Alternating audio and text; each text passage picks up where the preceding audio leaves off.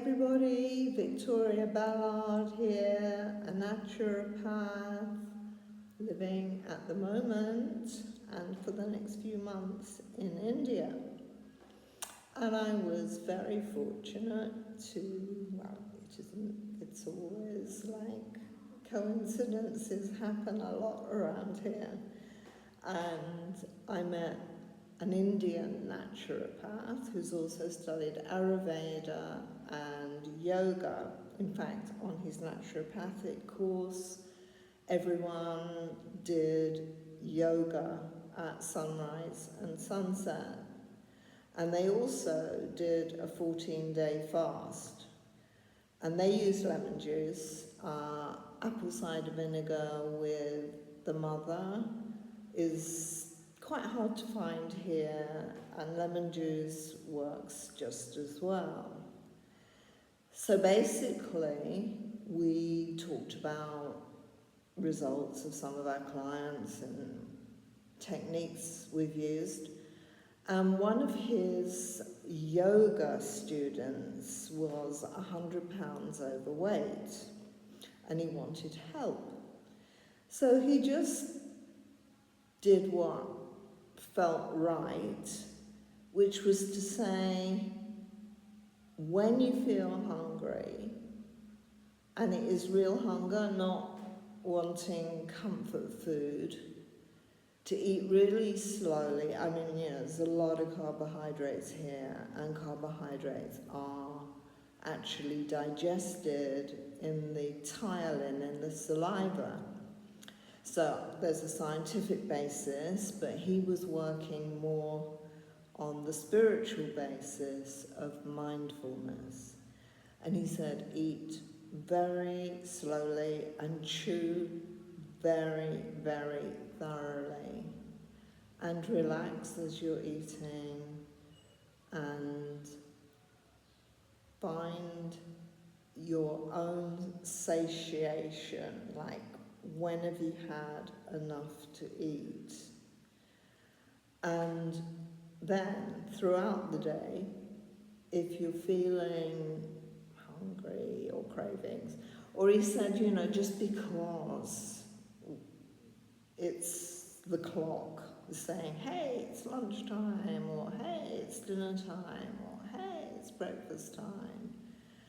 Don't actually listen to the clock, listen to your own body. Am I really hungry? Yes, food's great, I would love to eat, but am I really hungry? And he just used this technique. He didn't tell him what to eat, he didn't tell him what not to eat, he didn't tell him when to eat, he didn't tell him to fast. He taught only mindfulness. Mindfulness of eating, mindfulness of cravings throughout the day, mindfulness of when he really was hungry and the digestive juices were like at their strength and he really was ready to eat. And he did it all through awareness of your own body, which of course is very much part of yoga. Hatha yoga, pranayama, all this is being aware of your own body. So that was all he taught him. All he taught him was to become more aware of his body, more aware of the signals that his body was giving out, more aware of chewing his food really thoroughly. I mean, there's been a lot of scientific evidence that this actually is how you digest carbs. I mean, we all want in the West, I mean, I too, I've got a Western attitude to it all. I want to know what to eat, when to eat, and I do my intermittent fasting. But I really listened to what he had to say, and it was really inspiring, because he was just getting this guy to take more notice of his own body symptoms, his own body talking to him, if you like, about what he wanted and how to differentiate between the cravings, the clock, and all the other reasons why he might overeat, or they do eat very fast here, actually. I mean, I'm always the last to finish my food because the Indian people seem to just like swallow the rice whole, whereas I'm sitting there chewing away. And I find that this is much more effective than drinking this vinegar that is so popular. You drink the vinegar after you've eaten carbs, and it does calm down the insulin spike. Well, it's fine if that works for you, great. But right back to the early Zen masters, they were saying you should drink your food and eat your drink. Therefore, you chew the food until it's completely digested in the mouth, and then you swallow it, particularly if it's carbs. In fact, it works really best with carbs. So, drink your food and eat your drink. Sip it, enjoy it. Always be mindful when you're eating and drinking. It's okay if you're being sociable. You can still do it. It just takes longer if you're talking. If you're talking in between your chewing and your drinking, and it can take a long time. But, it's great to socialise. And this is why, as I say, a lot of people choose dinner because they can sit around with the family.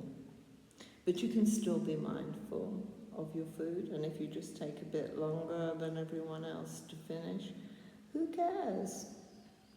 You're fully digesting your food, it's at its optimum absorption through the intestinal tract. It doesn't spike the insulin so much if it's been broken down by ptyalin. So this is another way, as well as the vinegar, much easier to just drink some vinegar, but harder to spend a long time chewing your food. It becomes a habit, and it's something I really recommend for carbohydrates. It doesn't matter quite so much with the proteins. I mean, chewing is still good because it's mindfully eating, but protein is digested in the stomach by the stomach acid. So this is where vinegar is really helpful. I always have apple cider vinegar before I eat, particularly in the UK where I'm eating a meat-based diet.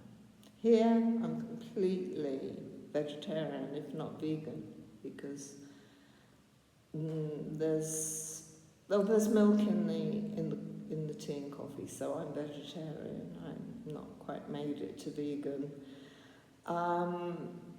But yeah, I do chew my food, and this guy is really, really inspiring. It finds that you can't really do Ayurveda without yoga practice. So I'm going to increase my yoga practice, and we both agreed that we'd do at least a one-day fast, because so far this is the longest I've gone being here in India. I've been here nearly 6 weeks, and I haven't done a fast. And I think that's the longest I've gone since I first started fasting, when I first started listening to Jason Fung several years ago. So, wish me well on my fast, because the Indian food is so unbelievably delicious, and it will be quite difficult. I probably won't go to my favourite restaurants. I probably will walk in nature and sit and meditate on the beautiful mountain here, the holy mountain that is the pilgrimage centre for the south of India. So I hope this has been helpful. I have had success with one of my clients using mindfulness. And, I haven't told you, he lost the whole £100. I don't know how long it took him, but without changing his diet, he lost £100 just through mindfulness. So, mindfulness, walking mindfulness, breathing mindfulness, but most important, chewing mindfulness. Best of luck. Bye for now.